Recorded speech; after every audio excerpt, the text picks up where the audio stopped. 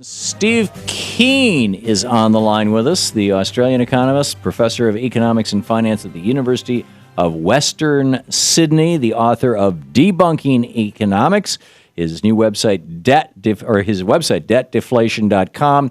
If you go there, there's a link both to his upcoming work, but also to his regular blog. And on his blog, he is crowdsourcing a project called Minsky, which we will learn about. Steve, welcome back to the program. Glad to be here, Tom. Or Dr. Keen, I guess I should say. Professor Keen. First of all, tell me about Minsky. Why are you trying to raise money to produce what is this? It's a software package that's designed to do dynamic monetary modeling of the economy. Now, that might sound bizarre because of that what people think, don't economists do that already? And the answer is no. The neoclassical school that dominates the discipline completely ignores the existence of banks, debt, and money in their modeling, completely ignores it. And they work as though the economy is always in equilibrium, which means everything's nice and balanced and roll and rests rather than up and down as we actually know the real system is. So I'm developed a way of modeling banks very easily in a dynamic model, and that's what Minsky is. And of course, I can't get funding from it for conventional funding bodies because they all send my research proposals to neoclassical economists. So I'm going to the public instead. So you're doing a Kickstarter campaign on this. I wish you well on that. Thank you. And our viewers and listeners can check that out over at debtdeflation, DEBT deflation.com. Professor Keen, tell us about. First of all, I've been talking on the program some about modern monetary theory and some of the core premises of it, and I understand that you have some disagreements with that. Could we start out with your points of contention with MMT and then maybe use those as ways to expand the conversation? I'm just looking for starting points here. Yeah, sure. Well, I'll start by saying that, first of all, what I have in common with modern monetary theory is that we are both monetary. We're both attempting to build a model of the economy as a monetary system. Now, as I've said, it's bizarre that conventional economics completely ignores banks, debt, and money. I'll use my favorite quote on that when I had a battle with Paul Krugman. Krugman said back to me, he said, Keynes says it's essential to have banks in macro models. He said, I'm all for including banking. This is Paul Krugman. I'm all for including banking in stories where it's relevant, but why are they so relevant to a story about debt and leverage? Now, that should make everybody on the planet guffaw, but that's because the debt is held by the banks. Or is generated by the banks. Banks create the debt, and by creating debt and financing asset bubbles is what gives us crises like we're in right now. Right. So, of course, you have to include them there. And so modern monetary theory is taking one approach to that, and I'm taking a different approach. And if you like, it's a bit like the old story, The Blind Men of Hindustan. One person's grabbed the leg and somebody else has grabbed the trunk, and we're trying to actually find the elephant. Okay. Now, what the modern monetary theory group have done is they've looked at what they call vertical money. And they talk about how the government is one of the two manners in which you can create money in a market economy. Right, with a fiat currency. Now, if I may interrupt you from time to time, in 1971, Nixon took us off the gold standard, and so we became pure fiat currency. The U.S. government, the Australian government for that matter, is the issuer of the currency, arguably, and we can talk about the role of Fed in this. But therefore,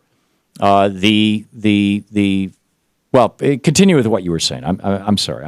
That's a good point. The emphasis that modern monetary theory has had is that in that change between what was an attempt at making money into a commodity-backed currency, the old gold standard, right, to what we have today, which is fiat money. And they say with a fiat money system, there is no gold you're going to run out of.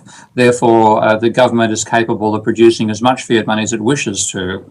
It's not constrained. It doesn't need to pay. Well, it is constrained by things like inflation and employment.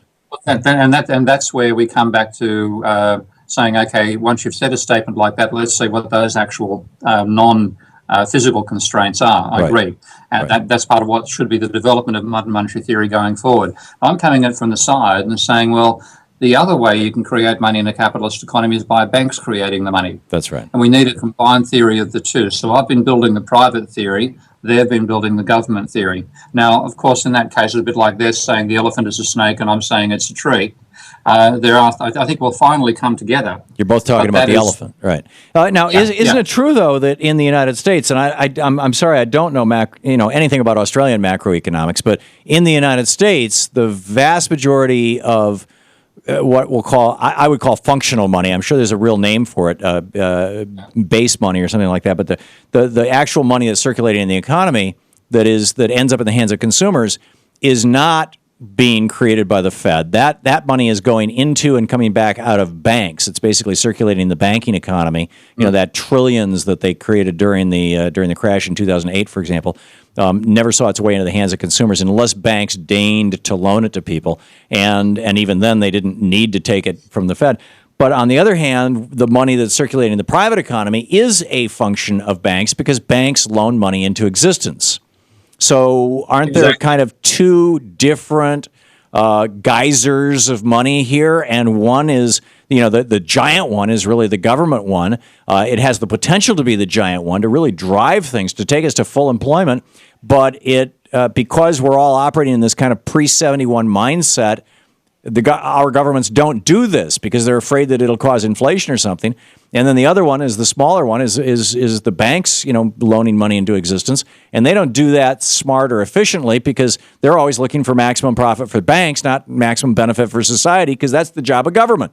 Am I making sense? Well, in fact, it's close, but you've got your magnitudes the wrong way around.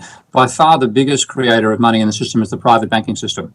Now, if you look at the that was my point. In the functional system. In the I'd call it. Let's talk about credit money and fiat money. Okay. And fiat money, the government's creation, was until the crisis hit far less than 10% of the total money supply. Right. Credit money was far more than 90%. Now, when Bernanke hit the taps during the financial crisis, you changed the ratio quite significantly. Right. But still, the majority of money that's created in the system is created by the private banking sector. Okay, and we have to understand the dynamics of that. Now, where I do have a difference with MMT at the moment is an emphasis on saying that even if the government did try to create more money by fiat money created spending, it could be underdone by what the private sector was doing in terms of deleveraging, where the private sector is trying to reduce its debt levels. So you need to actually have a combined analysis that looks at both those issues. Right. So if the private sector pays off debt or increases savings, that actually takes money out of the economy. Yeah. And so that's if you can be trying to pour. It's like having a bathtub with two taps and two plugs. Mm-hmm. And if you're trying to pour extra money and you've shut one plug and you've turned one tap on full blast, doesn't help with the others dribbling, and then the other plug is wide open. Right. So you have to look at both sort of systems. So that two taps and two plugs bathtub analogy is a good way of looking at our system overall.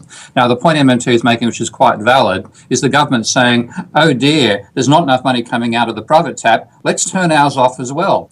Now, that's crazy. So if the private sector is dribbling money in, then the federal should be compensating. Otherwise, the cash in the economy goes down that bathtub. We'll start losing jobs. And the government should be doing that, even if it means that we quote go into debt.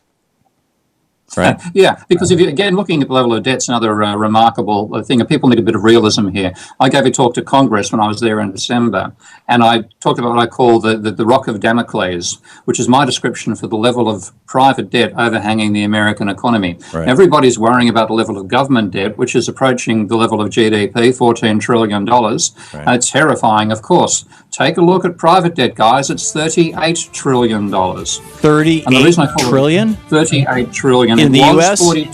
In the US. It was 42 trillion. Debt has fallen by $4 trillion over the period of the financial crisis, but it's been flatlining at $38 trillion. Steve, can you stick around with us for a bit? Yeah, sure, mate.